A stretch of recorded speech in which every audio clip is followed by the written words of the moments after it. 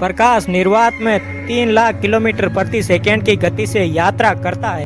एक मिनट में प्रकाश 1,11,60,000 मील की दूरी तय करता है। यानी प्रकाश एक वर्ष में 9.46 ट्रिलियन किलोमीटर की दूरी तय करता है। कोई यात्री प्रकाश की गति से चलते हुए एक सेकंड में लगभग 7.5 बार पृथ्वी की भूमध्य रेखा का चक्कर लगा सकता है। अब तक यही बताया गया है कि निर्वात में प्रकाश की गति ही ब्रह्मांड में सबसे तेज गति है।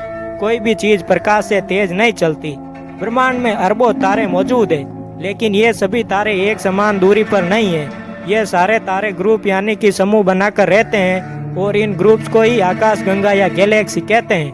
ब्रह्मांड में मौजूद तारों के बीच की दूरी इतनी ज्यादा है कि उनके बीच की दूरी को हम किलोमीटर या मील में नहीं माप सकते। इसलिए हम तारों, पिंडों या ग्रहों के बीच की दूरियों को मापने के लिए खगोलीय इकाई जैसे प्रकाश वर्ष और पारसेक का इस्तेमाल करते हैं।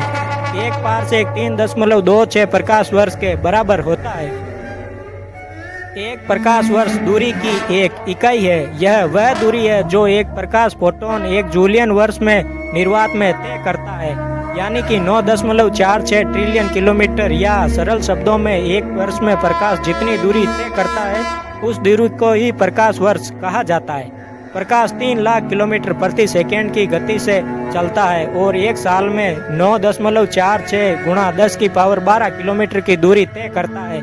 इसी को एक प्रकाश वर्ष कहा जाता है। हमारी गैलेक्सी मिल्की वे और हमारी निकटतम गैलेक्सी एंड्रोमेडा के बीच की दूरी 21 क्विंटिलियन किलोमीटर है।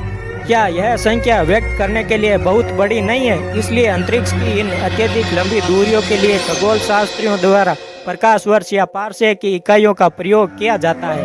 हमारी गैलेक्सी मिल्की वे में संभवतः 100 से 400 अरब तारे हैं और इसका विस्तार लगभग 1 लाख प्रकाश वर्ष है। हमारी पड़ोसी गैलेक्सी एंड्रोमेडा लगभग 2,20,000 प्रकाश वर्ष चौड़ी है। एक अन्य गैलेक्सी आईसी 1101 का विस्तार 4 मिलियन प्रकाश वर्ष तक है। पृथ्वी की दूरी सूर्य से 14,95,98,900 किलोमीटर है। अब तक यदि इसी दूरी को प्रकाश वर्ष में मापा जाए तो हम कहेंगे कि पृथ्वी सूर्य से केवल 8.311 प्रकाश वर्ष दूर है। इसी प्रकार अल्फा सेंचुरी, जो हमारे सबसे निकटतम तारा प्रणाली है, से प्रकाश को यहाँ तक पहुँचने में लगभग 4.3 वर्ष लगते हैं। अतः अल्फा सेंटोरी हमसे 4.3 प्रकाश वर्ष दूर है। दूरी मापने की इकाई के रूप में प्रकाश वर्ष का प्रयोग करने का एक और फायदा है। यह आपको अंतरिक्ष के किसी भी पिंड की उम्र निर्धारित करने में मदद करता है। जैसे एक ऐसे तारे पर विचार करें जो हमसे 1 मिलियन प्रकाश वर्ष दूर है। तारे का प्रकाश हम तक पहुंचने के लिए प्रकाश की गति से यात्रा करता है। अतः तारे के प्रकाश को हम बहुत ही कम संख्या में पहुंचने में 1 मिलियन वर्ष लग गए।